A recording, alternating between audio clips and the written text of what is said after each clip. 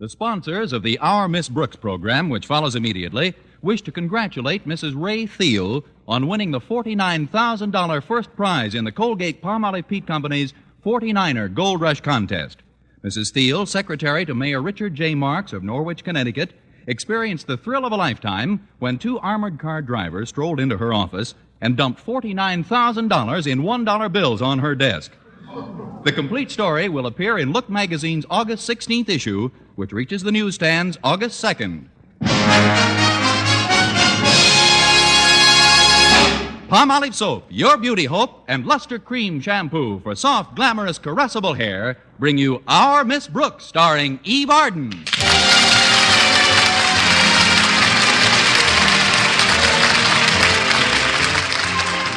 Most principals are quite strict when it comes to punctuality among faculty members. But our Miss Brooks, who teaches English at Madison High Summer School, has always believed that her principal, Osgood Conklin, is overly severe. I could never understand why Mr. Conklin had such a passion for promptness until one day I learned that he was born at 5 o'clock in the morning and he's been early ever since. Anyway, by last Thursday, I was determined to get to school on time if I had to stay up all Wednesday night to do it. Promptly at 6:30 Thursday morning, my alarm clock went off. Having been up all Wednesday night, I ignored it. But then the phone rang in the hall, and knowing that my landlady, Mrs. Davis, was back in the kitchen, I sprang lightly out of bed and glided to the phone. Ouch! Hello? Hello, Miss Brooks. This is Mr. Conklin. Are you up? Sort of. What can I do for you, Mr. Conklin? Two things, Miss Brooks. You can arrive at school promptly at 8 this morning, and once you get there, I want your promise that you'll concentrate on teaching English to your class instead of learning biology from Mr. Boynton. Why, Mr. Conklin, one would think that Mr. Boynton and I... Yes, wouldn't one? I think you should know, Miss Brooks, that the president of the Board of Education is back from his vacation. Mr. Stone? Yes, and he's already chewed me out, complained to me about the lack of discipline in our summer sessions. Teachers taking time off for vacations, getting married, having children. Why, you teachers are acting more and more like... Human beings? Don't be egotistical. Now, I'm warning you, Miss Brooks, if you don't stop fraternizing during school hours, I don't see how I can remain the same considerate, even-tempered, kindly superior you've all grown to admire. But, Mr. Conklin, That's all for now. Just get on the ball, Miss Brooks. And when you get on it, see that you stay on it. What does he think I am, a seal? Get on the ball. No fraternization. Yeah. Good morning, Connie. Oh, good morning, Mrs. Davis. Who was that on the phone? Mr. Conklin. Oh, how is Osgood these days? Horrible, thanks. He's getting more unreasonable every day. You have no idea how fed up I'm getting with his dictatorial nonsense. You wouldn't have to take any of it, Connie, if you had some other job you could go to. Some other job? Yes. You weren't born a teacher, were you? No, it just seems that way. Weren't you once secretary to a Mayor Norwich of Marks, Connecticut? No, but I was secretary to Mayor Marks of Norwich, Connecticut. That's right nearby. Now there was a swell boss. Well, Connie, I've got a big surprise for you. You may be able to get your old job back just by calling him up. What? I just read where his present secretary won $49,000 in the 49er Gold Rush contest. That's the contest put on by, Some big soap company, wasn't it? Yes, I think it was. So much for living dangerously. Who won Colgate-Palmolive Pete's contest? Mrs. Ray Thiel. Mrs. Ray Thiel? Mrs. Ray Thiel. She's the woman who's working for your old boss, Mayor Marks.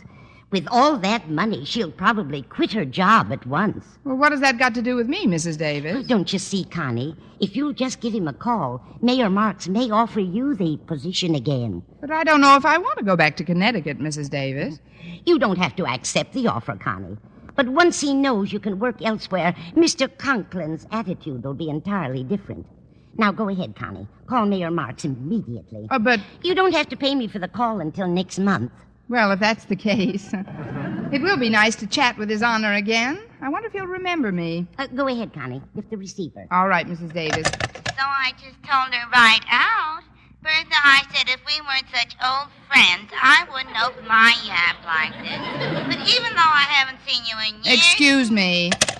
It's our party line. Oh, maybe it's just as well, Mrs. Davis. I'd feel a little silly if Mayor Marks didn't even know who I was. But you said you got along fine with him, Connie. Now, don't be silly. You try again in a minute. I'll clear off the breakfast dishes. Oh, that must be Walter Denton. He's giving me a lift to school. Hiya, Miss Brooks. Come in, Walter. As you can see, I'm not quite ready to leave the house. Oh, that's all right, Miss Brooks. We got time. Besides, I know plenty of women who'd give anything to look as good wearing an expensive dress as you look in that beat-up, crummy old bathrobe.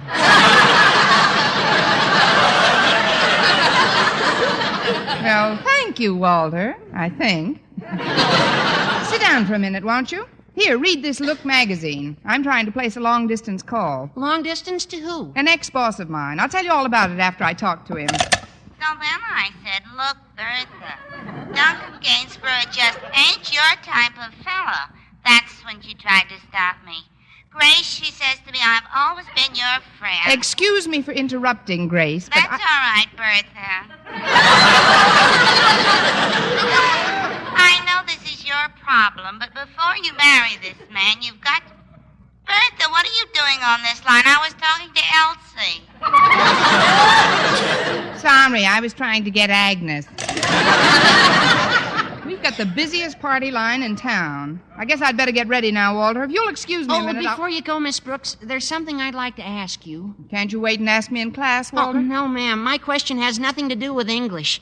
The question is a man who, because his daughter happens to be in love with a certain other young fellow than who he might choose if he had the say-so over this girl, entitled to constantly kick this young fella from pillar to post? You're right, Walter. Your question has nothing to do with English. But I gather you're talking about your stormy romance with Harriet Conklin. Exactly, Miss Brooks. You know how fond I am of Harriet, and because of this fondness, I've tried to be patient and understanding. But now I've come to a conclusion. Yes? Mr. Conklin has got to go. It isn't that I mind his treating me like dirt so much. It's the dirty way he does it. How do you combat a tyrant like that? Or how do you avoid him? Honestly, if I were 5 or 6 years older, I'd leave Madison High. You may be 7 years older before you graduate, you know. But I know how you feel, Walter. I've been thinking of changing jobs myself. Changing jobs? Well, what other kind of a job would you be good for?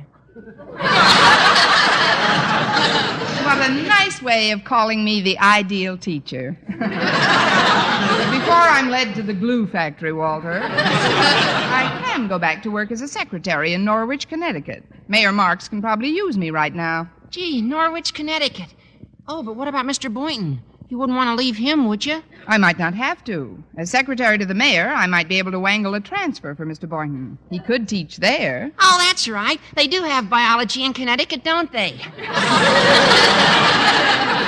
In one form or another, they must. Now, you'd better get on to school without me this morning. I've got to try that call again. But you'll be late, Miss Brooks. What about Mr. Conklin? Mr. Conklin will just have to wait. You know, I'm beginning to feel strangely liberated, and I like it. Connecticut is beautiful at this time of the year. Gee, we're going to miss you, Miss Brooks. I'll miss you, too, Walter. Well, I guess I'll be going now. Be sure and write, won't you, Miss Brooks? Of course I will. Goodbye, Miss Brooks. Bye, Walter. It'll be good to see Mayor Marks again. I wonder how he looks. Well, Connie, did you place your call yet? No, Mrs. Davis, the party line's been in use. Well, you better get dressed and go to school now, Connie. I'll call the mayor for you and let you know what happened right after I talk to him. All right, Mrs. Davis, but before I go, I'll try it once more. So I says, Bertha, I says, with you being so busy in the office, how did you ever find time to have a baby? Believe me, Grace, while you've been on the phone, Bertha could have had triplets.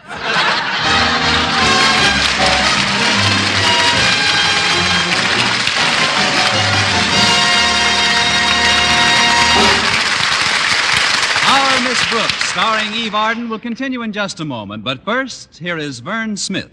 Here's wonderful news, ladies. Wonderful, wonderful news. Now there's something thrillingly new in Palmolive Soap's famous Beauty Lather. Yes, something thrillingly new. Palmolive's famous Beauty Lather now brings you new fragrance, new charm, new allure. Millions of women will prefer Beauty Lather Palmolive over all other leading toilet soaps the minute they try it. For Palmolive Soap's famous Beauty Lather now has a new, clean, flower-fresh fragrance for new allure, new charm. So, ladies, forget all other beauty care and use Palmolive Soap the way doctors advised for a lovelier complexion. Just stop improper cleansing and instead wash your face with Palmolive Soap 3 times a day, massaging Palmolive's wonderful Beauty Lather onto your skin for 60 seconds each time to get its full beautifying effect. Then rinse. That's all. All types of skin, young, older, oily, respond to it quickly. Don't wait another day to try Palmolive's Beauty Lather. You'll be thrilled by its new fragrance, new charm, new allure. Thrilled again by the fresher, brighter complexion doctors prove may soon be yours. For new loveliness all over, use big bath-size Palmolive in tub or shower.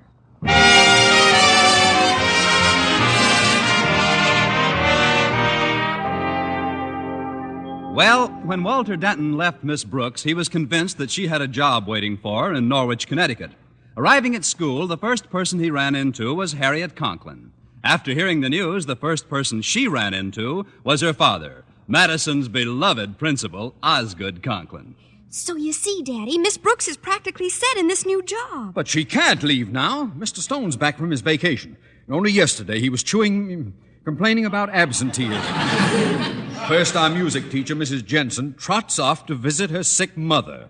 And Mr. LeBlanche needs an operation and fritters a week away in the hospital. But that's not your fault, Daddy. I'm afraid the head of the board doesn't agree with you, Harriet. You should have heard Mr. Stone yesterday. He actually threatened me. What did he say, Daddy? He said he'd have me pounding a beat in Brooklyn. If Miss Brooks leaves, he may even investigate some of the wild rumors flying around this school that I'm a tyrant? Thank you, my dear. If he decides to What do you mean, tyrant? I've always tempered my power with justice. Look, Daddy, I know you mean well, but Miss Brooks is like a thoroughbred, tense and high-strung. You've got to give her her head sometimes. I'd like to hand it to her on a plate sometime. Don't you realize, Harriet, that you're asking me to be gentle with a woman who has single-handedly jacked up my blood pressure 25 points? But don't you see, Daddy? If you don't want her to leave, you've just got to be nicer to Miss Brooks. Well, I'll think it over. Now, you get to her first class and give the students something to study. Miss Brooks is late for a change. I'll take care of it right away, Daddy. And when she does get here... When she does get here, I'll tell... Remember Mr. Stone and Brooklyn. Goodbye, Daddy. Well, hello, Miss Brooks. Hello, Harriet. Hey, do you think you should whistle so loudly, Miss Brooks? We're right outside Daddy's office, you know. Harriet, I've got a little message for you. Whistling in the hall is just the first of a long and distinguished line of violations I've got planned for today. This, in a word, is Independence Day for Constance Brooks. Look, Miss Brooks, please don't do anything until you've talked to Daddy. He's waiting to see you. Very well, dear. I'll toddle into his den for a moment. Here I am, Miss Brooks, right over here. Oh, I came as fast as I could. I thought you were whistling for me. Now, about your being late today. About my being late today, so what? Nothing, my dear. I just wanted you to know that I consider it extremely admirable of you to get here this early. After all, you must have hurried your breakfast terribly. What? Your health comes first, you know. You mustn't let your sense of duty or your proven loyalty to me upset your peace of mind. Am I in the right school? This is Madison High, isn't it? Of course, my dear. And I am Madison's principal. Your principal, Miss Brooks, who prides himself above all things on his ability to ease the path for those members of his faculty Nay, his family, who are tired or run down.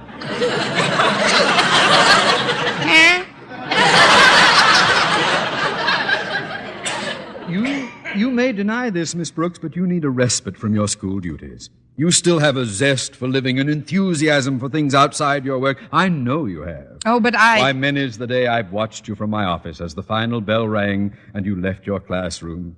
How I chuckled as you galloped through the halls toward some cheery rendezvous with Mr. Boynton. It did these old eyes good to see you hurling the pupils to right and left. Ah, what a sight it was. Their little heads bobbing like ping-pong balls as you flailed at them with your handbag. Now, just a minute, Mr. Conklin. I want to rekindle that enthusiasm, Miss Brooks. That's why I insist that you take the morning off. Off? I must be. I mean, run over to the gym, get yourself a bathing suit, and take a nice sun bath. Then, when he's finished with his class, meet Mr. Boynton. Have a bit of lunch together, or go for a stroll around the campus. It'll do you a world of good. Well, what do you say? I can only say what my dear old grandmother taught me to say at a time like this. And what is that, Miss Brooks? Never look a gift, Conklin, in the choppers. I'm off to the gym.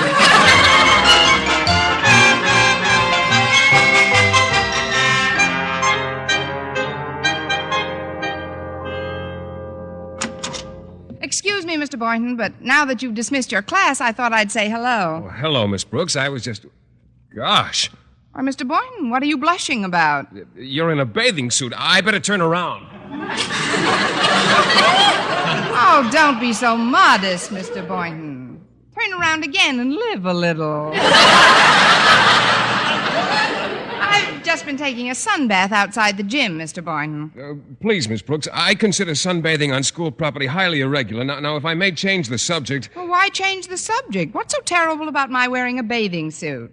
If you'll just turn around, you'll see that this is a very modest little number, although it doesn't quite cover my knees.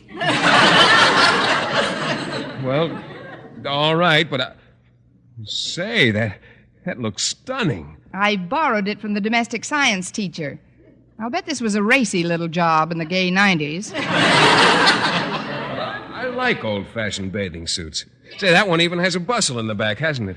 No, and now you can change the subject.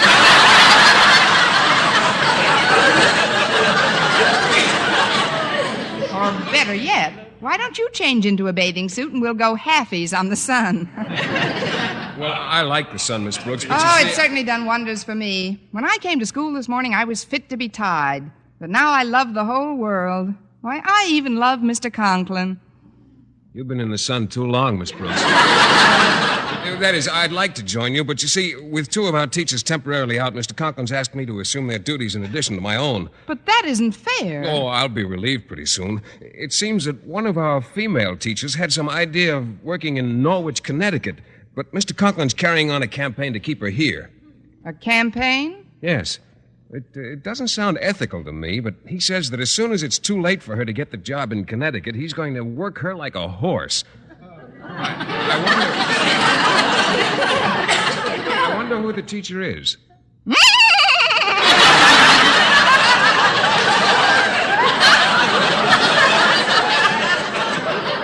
Miss Brooks, what do you mean by that? Just what I said. No wonder he was so sweet to me this morning. Take a sunbath, my dear. Run over to see Mr. Boynton. I'm glad I've got that other job waiting. Make a workhorse out of me, will he? Well, Miss Brooks, where are you going? I'm going to gallop over to Mr. Conklin's office and plow him under.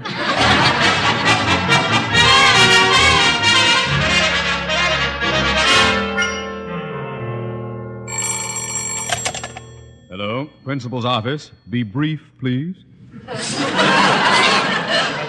Hello, Osgood. This is Margaret Davis. Is Miss Brooks in her classroom? No, Margaret, she isn't. I sent her out to take a little sunbath. Healthy teachers are happy teachers, I always say. That's very considerate of you, Osgood.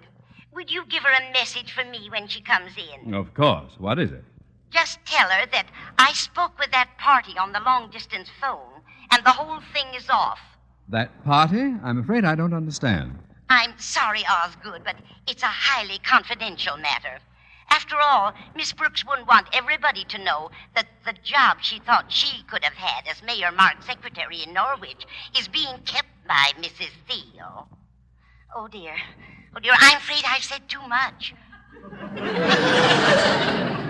Not too much, Margaret. Just enough. Goodbye, my dear. But Osgood... I said goodbye, landlady.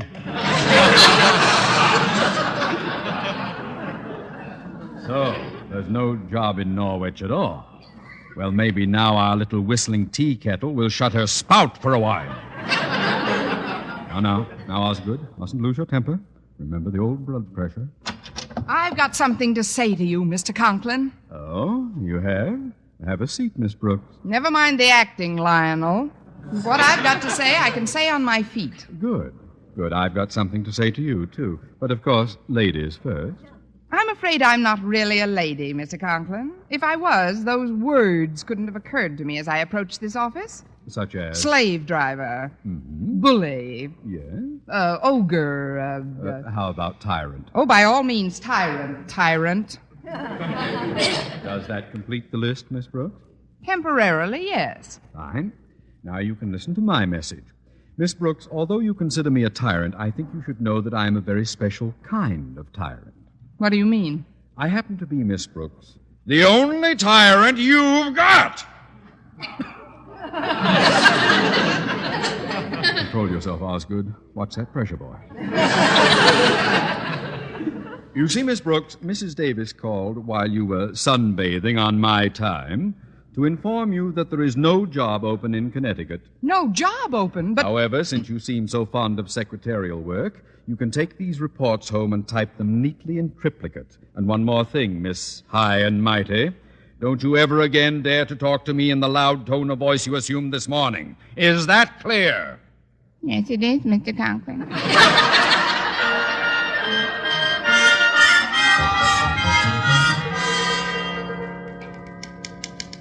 Oh, well, that's half of it. I'm sorry you have all this extra work to do, Connie. I can't help feeling it's my fault. Oh, it couldn't be helped, Mrs. Davis. I should have known Mrs. Thiel wouldn't give up her job just for a few measly $49,000. Mayor Marks was very nice on the phone, Connie. He said that if any other desirable position came along, he'd let you know immediately. Oh, I'm afraid he was just letting me down easy, Mrs. Davis. Oh, gosh, I'm sleepy. Why don't you take a little nap, Connie? It'll make you feel much better. Here, sit down in this rocker. Thanks. It certainly feels good. You know, Mrs. Davis, sometimes I think I should never have left that job in Norwich. Why, I might have won that $49,000. If I'd stayed there longer, I might have gotten into politics. Mayor Marks will have to retire someday, and who knows? I might even have become...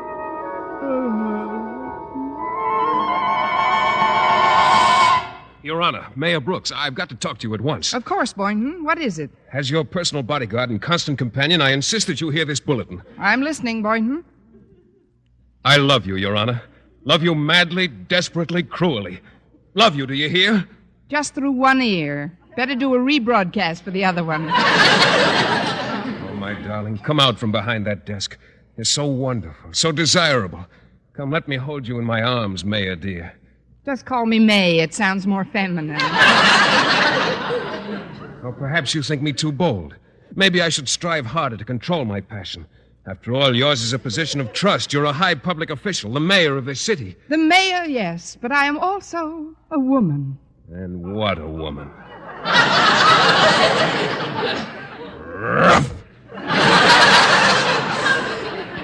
Pardon me for baying at you, my sweet, but I just can't resist you. Put your arms around me, my darling. But, Boynton, this is my office. Someone might see us. Let them see us. I'd kiss you on the roof of the Chamber of Commerce, the steps of the City Hall, or right on Main Street. Try my lips. There's less traffic there.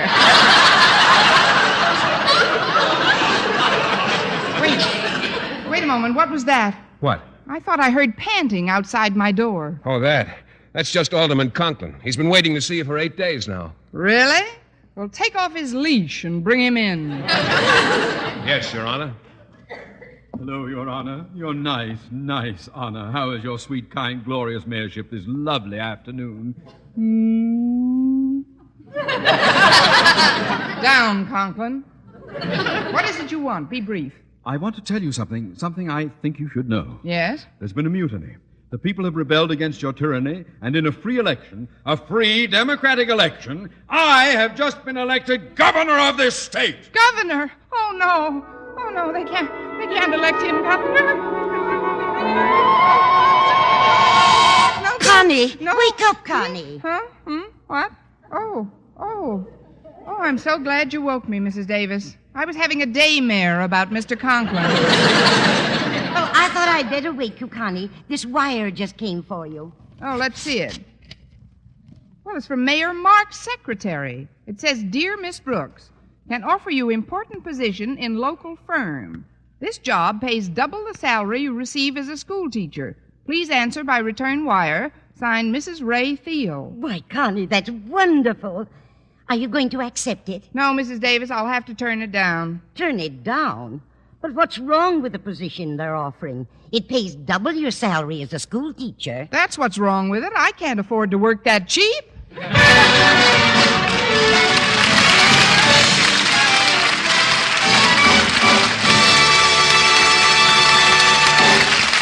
Arden as our Miss Brooks returns in just a moment, but first... Dream girl,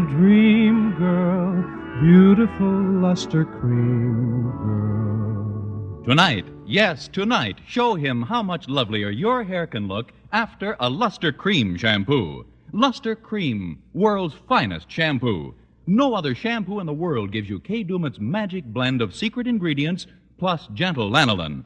Not a soap, not a liquid. Luster Cream shampoo leaves hair 3 ways lovelier. Fragrantly clean, free of loose dandruff, glistening with sheen, soft, manageable. Even in hardest water, Luster Cream lathers instantly. No special rinse needed after a Luster Cream shampoo. So gentle, Luster Cream is wonderful even for children's hair. Tonight, yes, tonight, try Luster Cream shampoo. Dream girl, beautiful luster cream girl. You owe your crowning glory to a luster cream shampoo. And now, once again, here is our Miss Brooks. Well, my dream didn't come true, but Mrs. Ray Thiel's did. And if you want to know just how she felt, be sure and get the August 16th issue of Look magazine, which reaches the newsstands August 2nd. Congratulations, Mrs. Thiel. And I'd like Mayor Richard J. Marks of Norwich, Connecticut, to know that I consider him a swell ex-boss, and I'd enjoy meeting him sometime. Good night. Next week, tune into another Our Miss Brooks show brought to you by Palmolive Soap, Your Beauty Hope, and Luster Cream Shampoo for soft, glamorous, caressable hair. Our Miss Brooks, starring Eve Arden, is produced by Larry Burns, written and directed by Al Lewis, with music by Wilbur Hatch. Mr. Boynton is played by Jeff Chandler, Mr. Conklin by Gail Gordon. Others in tonight's cast were Jane Morgan, Dick Crenna, Gloria McMillan, and Gloria Blondell.